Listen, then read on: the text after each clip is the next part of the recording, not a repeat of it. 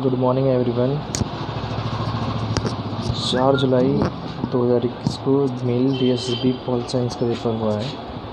तो मैं आपको कुछ चीज़ें बताना चाहता हूँ जो इसमें बहुत ज़्यादा इम्पोर्टेंट है, और मैं ये भी बताऊँगा कि आपको नहीं पढ़ना है जहाँ से क्वेश्चन बहुत कम पूछे गए हैं, और वो चीज़ें जो जहाँ से क्वेश्चन बहुत ज़्यादा पूछे गए हैं वो सब मैं आपको डिस्कस करने वाला हूँ, और क्या क्या प्रॉब्लम आई है इस ऑनलाइन पेपर में।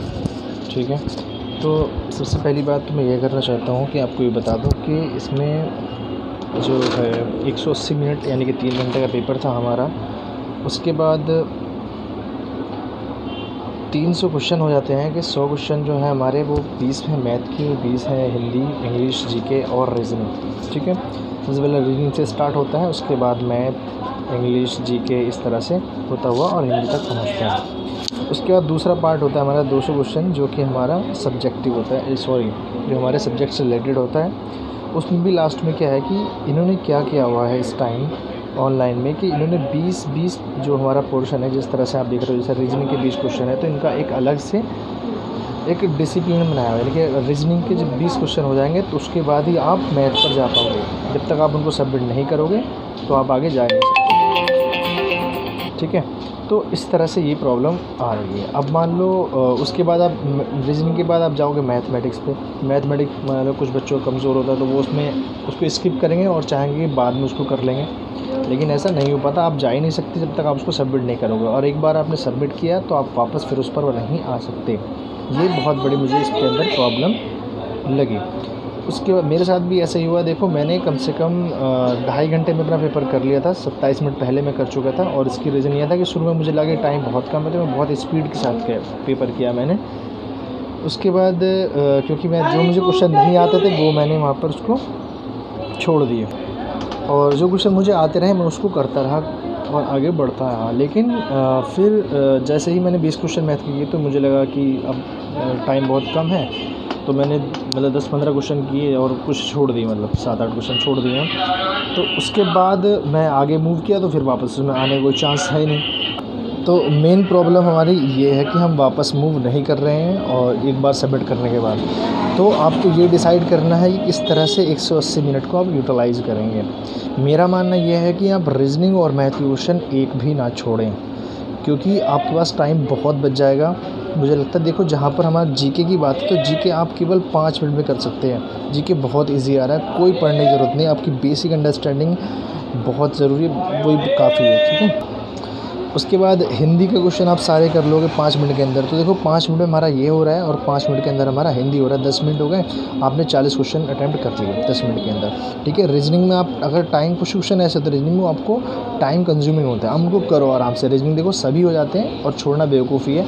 मैं ही गलती कर चुका हूँ, आप मत करना इसको बिल्कुल। रीजनिंग और मैथ को बिल्कुल नहीं छोड़ना, चाहे आपको मैं मानता हूँ 20 मिनट लग जाए इसके अंदर, लेकिन करना ज़रूर है। ठीक है, उसके बाद आते हैं हम यहाँ पर डिसिप्लिन, यहाँ पे अपने सब्जेक्ट में। यहाँ पे आपके मान लो 200 क्वेश्चन पूछे गए हैं। 200 में से क्या होगा कि आप टीचिंग एप्टीट्यूड मेथडोलॉजी वाले 20 क्वेश्चन हैं, ये आप 5 मिनट में करो। कुछ भी पढ़ने की ज़रूरत नहीं है, जो आपकी बेसिक अंडरस्टैंडिंग है वो काम आएगी।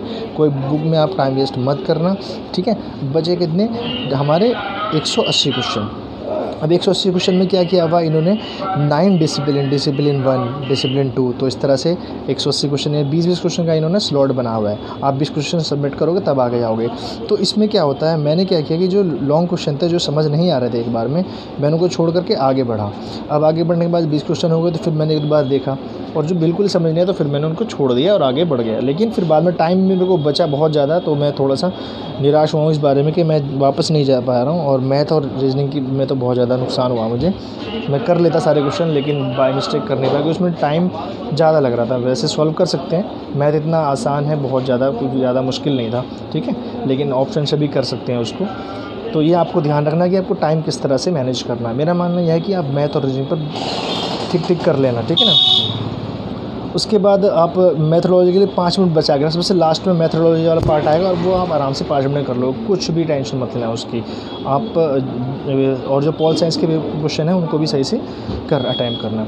अब मैं आपको अगली चीज़ बता देता हूँ, क्या चीज़ आपको नहीं पढ़नी है बिल्कुल। आप जो नहीं पढ़ना है, सबसे पहली बात, पब्लिक एडमिनिस्ट्रेशन को आप बिल्कुल बंद कर दो, कोई ज़रूरत नहीं है। बिल्कुल क्वेश्चन नहीं पूछ रहा है, 1-2 क्वेश्चन पूछ रहे हैं, कोई बात नहीं है, छोड़ दो। ठीक है, उसके बाद पॉलिटी बहुत ज़्यादा नहीं पूछ रहा है, पॉलिटी से 4-5 क्वेश्चन पूछे गए थे, ठीक है, उसमें आपको ज़्यादा टेंशन लेने की ज़रूरत नहीं है, पॉलिटी वाला पोर्शन छोड़ दो। उसके बाद हम क्या करते हैं, अब क्या आपको बहुत ज़्यादा पढ़ना है, NCERT जो 12th क्लास की हमारे पास दोनों बुक हैं, भारत राजनीति और विश्व की। तो मेरा कहना ये है कि आप NCERT की जो 12th क्लास की NCERT है हमारी राजनीति विज्ञान वाली, वो आपको बहुत अच्छे से पढ़नी है। देखो उसमें ये पूछा गया था ट्राइवेल यानी कि पहला महासचिव कौन था UNO का, ठीक है, तो आपको ये पता होना चाहिए वो कौन से देश से था, ये पूछा गया था। तो बहुत ही ज़्यादा माइन्यूट और बहुत ज़्यादा तथ्य पे आधारित क्वेश्चन पूछे गए थे, ठीक है। तो आपको ये एक एक लाइन मैं सही बता रहा हूँ 10 से 15 क्वेश्चन पूछे गए हैं। उसके बाद मेरा मानना तो यह है कि आप NCERT को आज से ही कम से कम 3 बार रिवीजन कर लेना और line by line word by word आपको पढ़ करके जानी है। NCERT से 10 से 15 क्वेश्चन पूछे जा रहे हैं दोनों किताबों से और बहुत आसान है। 12th क्लास की NCERT आप पढ़ सकते हो, अगर नहीं है तो आप ऐप होता है एक NCERT का, आप प्ले स्टोर से डाउनलोड भी कर लेना, आराम से वहाँ से पढ़ो उसको, ठीक है। और जितने भी वहाँ पे जो बॉक्सेस वगैरह होते हैं ना, बॉक्स बने होते हैं उसके अंदर, हाँ कुछ येलो इस कलर में है ना, तो उनको जो संधियाँ वगैरह है हमारी NTPT CTBT, ठीक है, स्टार्ट फर्स्ट स्टार्ट सेकंड, इन सब के बारे में उद्देश्य कब एक साल पूछा गया था, ठीक है ना। तो आपको बहुत, मैं जो बता रहा हूँ बहुत ज़रूरी है, NCERT पे फोकस करो, कम से कम 10-15 क्वेश्चन आपको बिल्कुल आसानी से मिल जाएंगे। उसके बाद करंट अफेयर जो पूछा गया है उसमें स्पोर्ट्स से रिलेटेड करंट अफेयर पूछा गया है कि कौन सा गेम कब होगा, कहाँ पे होगा, ओलंपिक वगैरह के बारे में पूछा गया था, ठीक है। महिला फुटबॉल कप जैसे क्वेश्चन मेरे को याद है तो वो पूछा गया था। राजीव गांधी की मृत्यु कब हुई थी, ये क्वेश्चन पूछा गया था, ठीक है। उसमें ऑप्शन थे 1989, 90, 91, ठीक। गरीबी हटाओ का नारा कब दिया गया था, उसका महीना भी पूछा हुआ था कि कौन से मंथ में स्टार्ट किया गया था। या आपको कावेरी नदी विवाद कौन कौन से 2 राज्यों में है, तो उसमें ऑप्शन थे तमिलनाडु, केरल, कर्नाटक वगैरह वगैरह। तो 2-2 के ग्रुप दे रखे थे, तो कर्नाटक और तमिलनाडु उसका आंसर है। लेकिन कन्फ्यूज़न ये होता है कि वो जो नदी है 2-3 राज्यों से होकर के जाती है, तो इस वजह से आपको ध्यान रखना, ये फैक्ट है, आपको याद रखना ही पड़ेगा। उसके बाद मैं बात करूँ, अगर थिंकर की बात करूँ तो प्लेटो से 2-3 क्वेश्चन थे, अरस्तु से 3-4 क्वेश्चन थे, JS मिल से 2-3 थे, हॉब्स, लॉक, रूसो यानी सामाजिक समझौता का सिद्धांत है, वहाँ से क्वेश्चन आए हुए थे, ठीक है। और एक और सबसे मेन बात, इन्होंने पता नहीं क्या किया, सामाजिक आंदोलन से इस बार बहुत ज़्यादा क्वेश्चन पूछे गए हैं, कम से कम 10-12 क्वेश्चन सामाजिक आंदोलन, और वो भी सिद्धांत वाला टॉपिक, पता नहीं किसने बनाया, आई डोंट नो, ठीक है। तो सामाजिक आंदोलन, सोशल मूवमेंट से क्वेश्चन पूछे गए थे। और दूसरी बात, पर्यावरण आंदोलन, नर्मदा, चिपको, अपिको आंदोलन से पूछे गए थे सवाल, ठीक है। तो वो सब आपको ध्यान से पढ़ना है। और सामाजिक आंदोलन सिद्धांत वाला पोर्शन मुझे लगता है कोई DU वाले प्रोफेसर ने बनाया हुआ है, क्योंकि DU में जब MA मैं हिंदू कॉलेज से कर रहा था तो वहाँ पर ही सामाजिक आंदोलन सिद्धांत पढ़ाए जाते थे। तो कोई अगर आपका दोस्त हो तो वहाँ से आप ले कर और उसको पढ़ो। सामाजिक आंदोलन मैं बार बार आपसे कह रहा हूँ, उसको ध्यान से पढ़ना है, ठीक है। उसके बाद मैथ तो बहुत आसान है, मैंने जैसे बताया आपको, और ज़्यादा नहीं पढ़ना है इसमें। रीजनिंग बहुत आसान है, आराम से कर लो, कुछ क्वेश्चन छूटोगे तो वो आप ज़रूर छोड़ कर नहीं आना बिल्कुल, ठीक है। लेकिन बस प्रॉब्लम ये है कि आप जो यहाँ पर है हमारे पास ये ऑनलाइन की वजह से हम वापस नहीं जा पा रहे हैं। तो इसको आप सबसे पहले सेट करो कि आपको टाइम किस तरह से मैनेज करना। अभी से आपको टाइम स्लॉट का बिल्कुल हिसाब लगा के बैठ जाओ, बिल्कुल कोई टेंशन नहीं है, आराम से पेपर हो जाएगा। दूसरी बात क्या है कि सभी चीज़ें पूछी जा रही हैं वैसे, लेकिन पॉलिटी और पब्लिक एडमिनिस्ट्रेशन बिल्कुल आप छोड़ देना, ठीक है। तो ये है था। और यहाँ जहाँ मुझे प्रॉब्लम हुई मैंने आपको बताया है, आपको NCERT पढ़नी है, NCERT से बिल्कुल गुरेज नहीं करना है, बहुत ज़रूरी है। और रीजनिंग और मैथ की बात मैंने कर ली है। उसके बाद टीचिंग मेथोडोलॉजी बिल्कुल टेंशन मत लेना, लास्ट के 5 मिनट में आप टिक मारोगे, आराम से एक ही बार में कर लोगे। हिंदी के पैसेज ही पूछे गए हैं, इंग्लिश के पैसेज पूछे गए हैं, पैसेज से ही आंसर है, ठीक है। बहुत आसान पैसेज हैं, उसमें कोई प्रिपरेशन करने वाली बात है नहीं।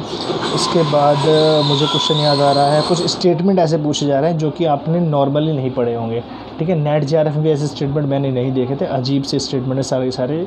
बस एक सिंपल सा था कि मानव एक सामाजिक प्राणी, ये क्वेश्चन पूछा गया था। और सब पता नहीं कहाँ से कुछ किताबें पूछी जा रही हैं और किताबों के वर्ष पूछे जा रहे हैं, कौन सी किताब कब रिलीज़ हुई थी, ठीक है। और हॉब्स की बुक्स 2-3 किताबें पूछेंगी, वो कब रिलीज़ हुई थी ये आपको याद करना है, ठीक है। वैसे ओवरऑल पेपर ठीक था, और बस यही है कि इसमें आपको जल्दीबाजी नहीं करनी है, टाइम को मैनेज करना है। आप वापस नहीं आ पाओगे, इस बात का ध्यान रखना। आप बिल्कुल टाइम बांध लो, जहाँ जहाँ पर आपको लग रहा है कि 5, जैसे मैंने बताया GK में आज 5 मिनट में कर सकते हो, English 5 minute, Hindi 5 minute, math में और रीजनिंग में टाइम दो इसका, ठीक है। यहाँ पे इसको एडजस्ट करो, यहाँ पे टाइम, यहाँ पे इसमें एडजस्ट कर सकते हो। उसके बाद अब पॉल साइंस का क्या है कि पॉल साइंस में जहाँ आपको बहुत ज़्यादा क्वेश्चन हार्ड लगे उसको आप मत करो, क्योंकि 1/4 की हमारी नेगेटिव मार्किंग भी है। लेकिन आप ज़्यादा टाइम आराम से क्वेश्चन करते रहो और छोड़ना नहीं है, ठीक है। ऐसा नहीं है कि आप पहले क्या होता था कि हम फटाफट आसानी से क्वेश्चन सारे देख लिए उसके बाद दोबारा में, ऐसा हो ही नहीं पाएगा। कोई 20 क्वेश्चन का स्लॉट है, वहीं पर ऐसा कर सकते हो। तो ये आपको बात ध्यान रखनी है, ठीक है। और बस यही था, ओवरऑल ठीक ठाक पेपर रहा। क्वेश्चन मैंने आपको बता दिया कि प्लूटो से कावेरी, राजीव गांधी वगैरह से सब फैक्ट भी पूछे जा रहे हैं, और सामाजिक आंदोलन से बहुत ज़्यादा क्वेश्चन पूछे गए, ठीक है। और बता दूं, कमेंट में आप मुझे बताओ, अगर मुझे ऐसे याद आएंगे मैं कमेंट में उसको और क्वेश्चन को ऐड कर दूंगा, ठीक है। आप एनसीईआरटी पे, मेरा मानना है कि एनसीईआरटी को आप चाट जाओ बिल्कुल। और हाँ, याद आया, पॉलिटिकल पार्टी से क्वेश्चन पूछा गया था कि पॉलिटिकल पार्टी किस बिहार पे बनती है, उनका क्या क्या उद्देश्य होता है, ठीक है। थ्योरेटिकल क्वेश्चन पूछे जा रहे हैं बहुत ज़्यादा। दूसरी बात कि स्टेटमेंट और असर्शंस वाले क्वेश्चन पूछे जा रहे हैं बहुत ज़्यादा, ठीक है, कि कौन सा ए सही है, बी सही है, और ए और आर दोनों एक दूसरे की व्याख्या करते हैं नहीं करते हैं, आर गलत है, ए सही है, ए सही है, आर गलत है, ये सब चीज़ दरअसल क्वेश्चन बहुत ज़्यादा पूछे जा रहे हैं, ठीक है। तो देखो फिर तो आप करो इसको, ये इस तरह आप ध्यान रखना है, ठीक है। Best of luck.